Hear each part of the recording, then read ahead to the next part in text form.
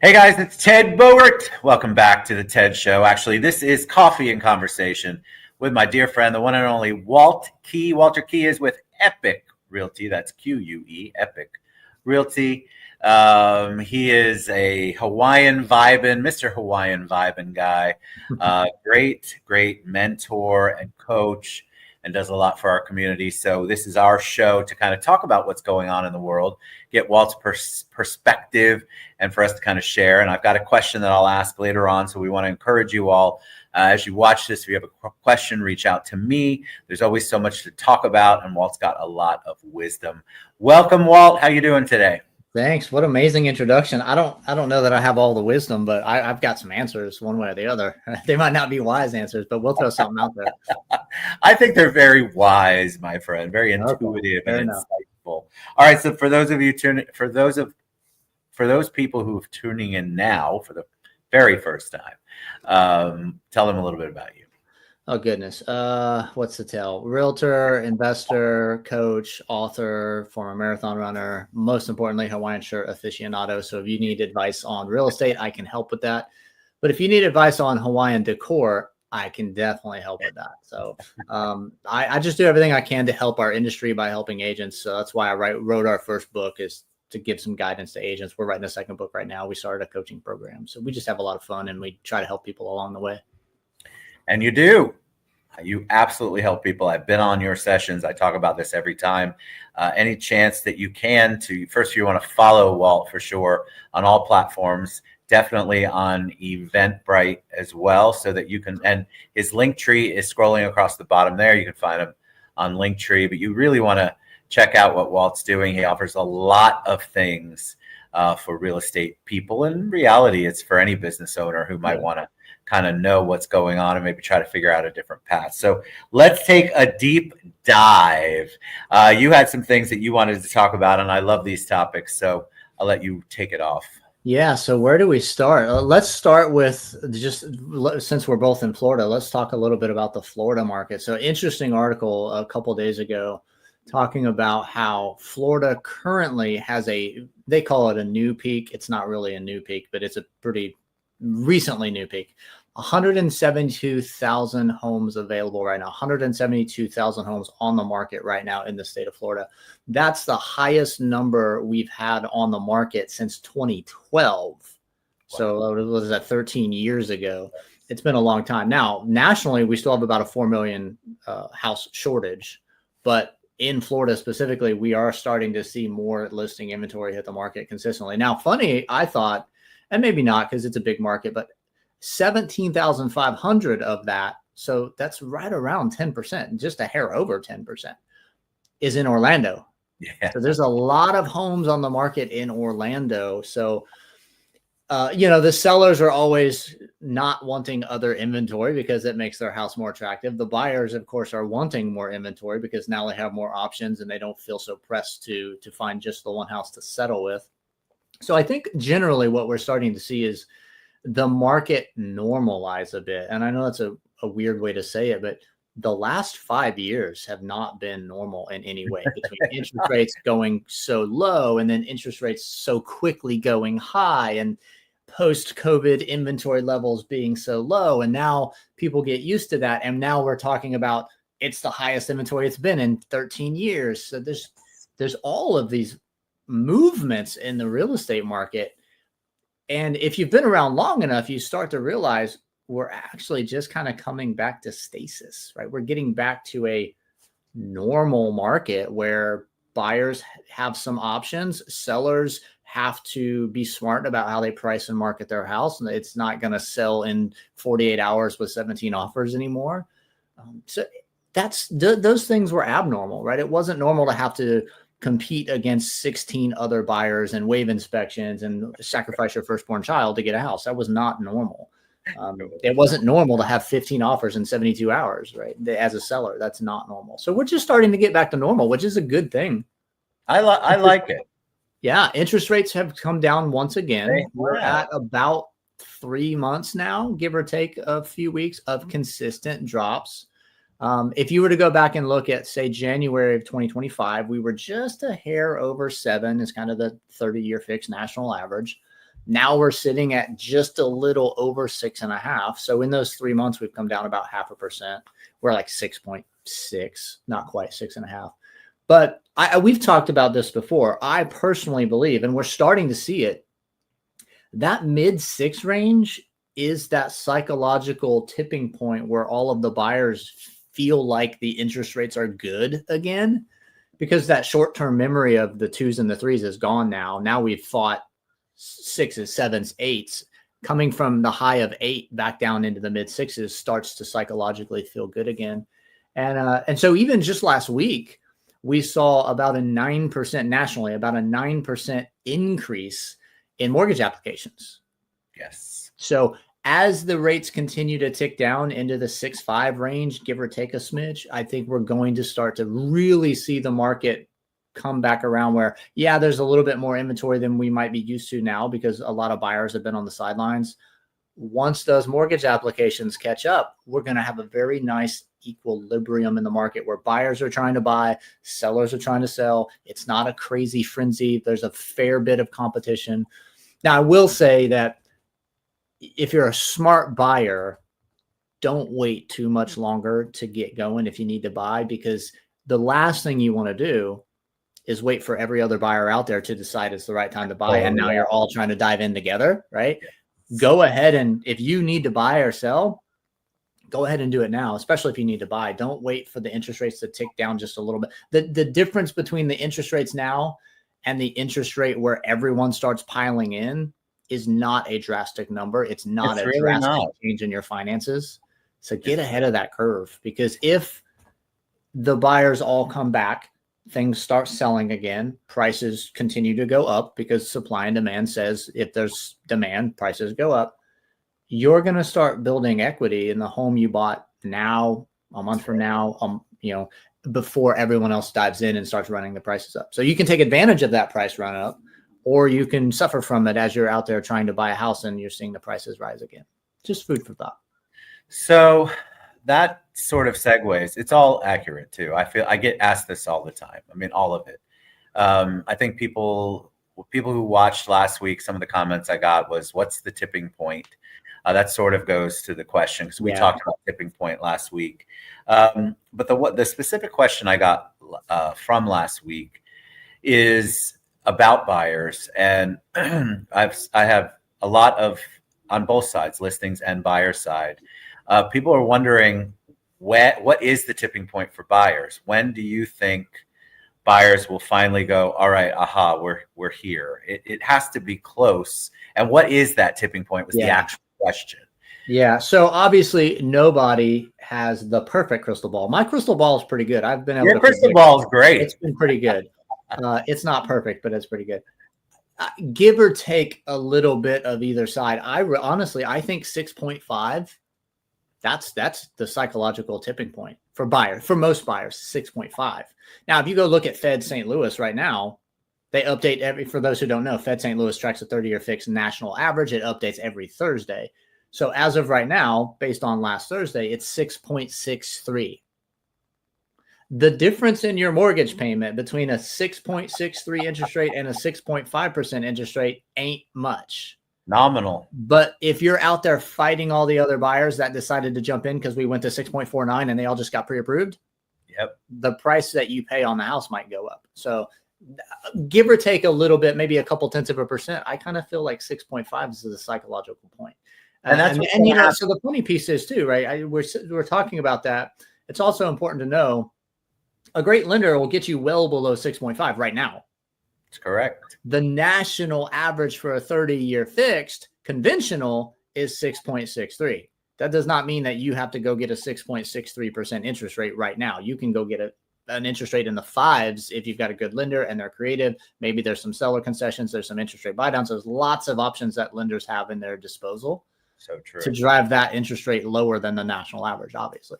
Correct. It's so true. I feel like, creative. There are so many ways. I think a lot of times I struggle on my end because the realtor is not familiar with the creative ways. And so if you try to share with them anything that's creative, it's because we're still in a little bit of a lack mindset in our industry instead of abundance. They're like, oh my God, but I don't want to present that. Is that going to disturb the peace of the traditional across the board? Here's your price. I don't want to throw any other variables in there because they might think. And I'm like, well, you want them to think. They're not leaving you. You're just giving them other options. And that's really what our job is to give them the options and give them our advice, or our input. But at the end of the day, if they have options, then they can make decisions that are educated. Exactly right.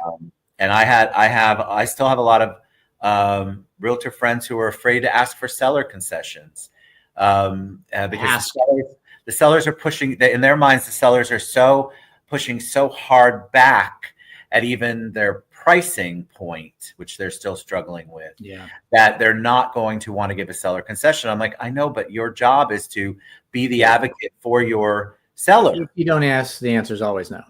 Correct. Ask the question. You'd be surprised. So I've got a contract that's set to close pretty soon. First time home buyer, FHA, $165,000 price point. Very, very low price point. But they're getting $7,500 in seller concessions. That's a 4% seller concession. Why? Because the seller wanted to sell the house. Yep. The buyer wanted to buy the house. That's when everybody got what they needed, right? Everybody's happy, right? The seller's not like, I can't believe we had to pay 75. The seller had a number. The offer met the number. The buyer needed the closing cost. Everybody wins. Everybody gets what they want in those scenarios. Don't be afraid to ask. No, you shouldn't be afraid to ask. And I think that if you're questioning that, I feel like everybody's been in fear mode since the BBA got launched for whatever reason. And so this lack fear mindset, you're the professional. Just a reminder, you're the professional. You got your license. You're a licensed professional and an expert in your industry. And that's how you need to approach every single conversation you have with a buyer or a seller. 100%. My opinion. All right. So what else is going on? Redfin. Yeah. So that was an interesting one. I didn't dig super deep into that one because these big conglomerates buying stuff and selling stuff. I did think it was kind of interesting, just as a side note, that the entire thing was stock options. There's no cash involved in the purchase. That's a big number. Like, what was it? 1.75? 1.75 billion. Yeah, 1.75 billion for all stock option. And that's Rocket companies bought that. So Rocket I thought that was interesting. Again, I'm a finance nerd. For those who don't understand the massive value of stock options in a company, you could hand me cash or you could hand me equity. I'll take equity all day.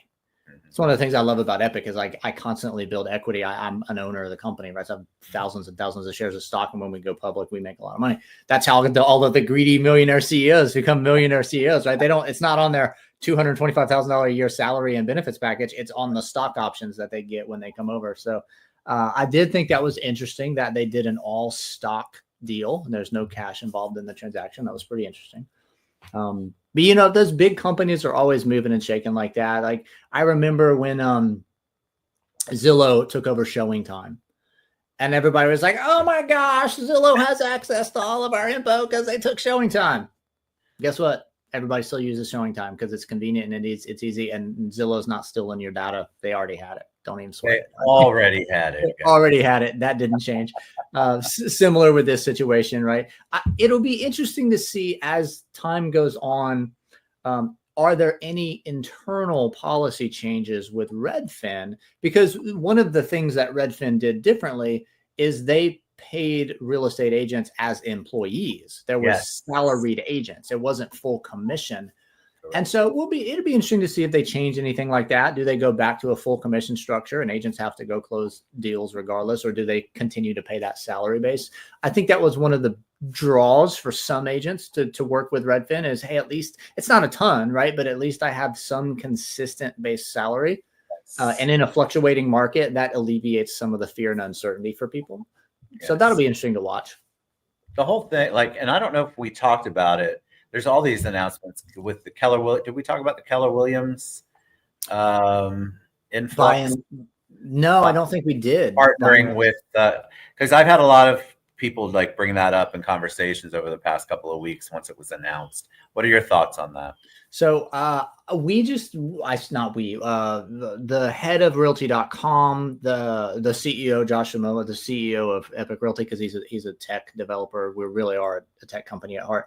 They did a live call and they were talking about that transaction, KW, and just tech in general and how to leverage it. And what do you do with the extra funds and how do you apply those? So it was interesting to see I don't know why it stuck with me, but maybe it's just our culture. One of the things that really resonated with me was talking about when you have excess funds available to do something with, what are you doing with it? And so the conversation kind of turned to what are all of the things that they could do to really benefit their agents, right? To really turn the focus onto the individual agent. How do we help them grow their business? What might be out there where we can really dive deep into our agents? I don't know that they will or not, and that's not a good thing or a bad thing. I'm not picking on them, but it'll be interesting to see how that all folds out over the short term. But correct.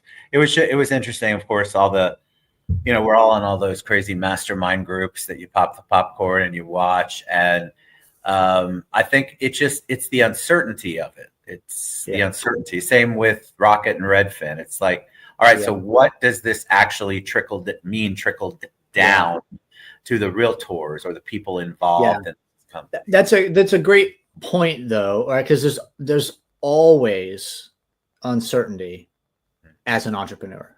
Yeah. As an independent contractor, there's always uncertainty. Now, most people, if it's a big uncertain thing, they get nervous. If it's a little tiny over here uncertain thing, maybe they ignore it. But at the end of the day, what you can always be certain of, no matter what the market does, no matter what the interest rate does, no matter what some big company does or who they acquire, or what they buy, what the tech is, your ability to build relationships with people, your ability to serve people well, and then your ability to consistently follow up with those relationships will always be what makes you successful in this business. No matter what else is going on, no matter what uncertainty crops its head up next, that is the core of your business as a real estate professional, as a loan officer, as a title company. Is I want to build relationships, I want to add value to other people, and I want to follow up consistently. If you can do those three things, you will always be successful in real estate, no matter what twists and turns might come down the road. Agreed. All right, so last little topic. I love what you put here. It was about daylight savings time. Yeah, I think this is the most important conversation we're going to have today. Like, I got to imagine that every single person is having this conversation in their own house because we just dealt with it. Daylight savings time. Should we keep it or should we crush it? That's the question. So interesting. I was doing a little digging on this because obviously daylight savings times just happened again. I'm exhausted yesterday. I'm like, I'm so tired. I'm like, oh yeah, it's actually an hour later mentally than it should be, right? I'm too old for this stuff. It's interesting that 20 different states have actually passed state laws to make daylight savings time a permanent time frame. We're not going to shift it anymore. Not that they said, well, we would like to. 20 different states in the United States have passed their own state laws to just baseline this. No more back and forth, no more forward, no more backwards. But it's interesting. Without federal law changes, those states cannot adopt a permanent daylight savings time. It's required to pass on the federal level in order to happen, with the exception of, and this is just because it happened so far ago. So everyone knows Arizona is on a permanent standard time, right? Yep. They opted out of daylight savings time all the way back in 1968, right? So that's the reason that Arizona has a permanent standard time. They did it way before they had to do what they, and then Hawaii actually, right? When the original Uniform Time Act was passed, Hawaii immediately opted out. So now in the current geopolitical environment we have, states can't just say, you know what, we're opting out too. It's too late. That's done. So even if states pass their own law saying we're no longer going to do daylight savings time, it has to get passed in the Congress in order to be enacted. Now it's funny too, since 2018. So we're going on 7 years of this, almost every year. I think actually every single year since 2018, a law has been introduced to Congress, but it's never passed. It's never. Why is that? Like, I don't know, right? Of all the things we could solve, like, I feel like we should just. It's such an easy thing. How could this? I was even trying to wrap my head around it. Is there some lobbying group that is pro keeping Dairy Farmers of America need the extra daylight? I don't know. So it's interesting. Right? The idea, if you go way, way back, the idea behind daylight savings time was, at the time, early America, we were more of an agrarian society. The extra hour of daylight helped farmers, et cetera, et cetera. But we've got so much technology now. Our tractors have headlights now. Literally, truly, like, the agrarian society has evolved so well in the past decades that all of those arguments for why we should have had it really are mute. So this is the question for the audience today. Obviously, we can't solve this problem, just the two of us, but here's the question for the audience. We're going to do an informal survey. Everybody drop this in the comments. No matter what state you're in, no matter where you are, we want your opinion. Do daylight savings time. Okay. Do we keep it? You know what? Hey, we'll fall back. We'll spring forward. We'll do the thing. Or do we do away with it? Whether it's, hey, let's do it with, whether it's an hour earlier or an hour later, doesn't matter. But if we crush it, we don't change the freaking clocks anymore. No more getting up in the morning and your phone updated, but now I got to go through the house and change the cuckoo clock. Yes, I have an actual cuckoo clock. I got to go reset the microwave. If you're like me, it has to, the microwave and the Alexa and the stove all have to be synced within at least 1 millisecond, or I lose my mind, right? Sure. I'm tired of doing this. We literally have a wind-up cuckoo clock.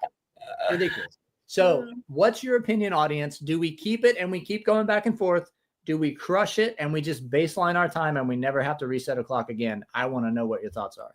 We want you to comment. And with that, let us know. Walt, share with them the best way they can reach you or ask questions or whatever it is. So if you just Google Walter Key, I'm the only Walt Key in a Hawaiian shirt on Facebook. You'll find me. There's like 8,000 followers, so you'll know it's me and not some spammer with 1 follower. The link tree that's scrolling across the bottom is all of my info's there. My socials, my email, my phone number, my websites, everything is there. That's the easiest way to grab me, either one of those. Awesome. Always a joy to spend time with you, my friend. You all ask us anything, but definitely drop your comments below as far as daylight savings time is. Thanks so much, Walt. Absolutely. I appreciate you guys. I appreciate all you do for our industry, Walt. We'll see you guys next week. Bye, everybody.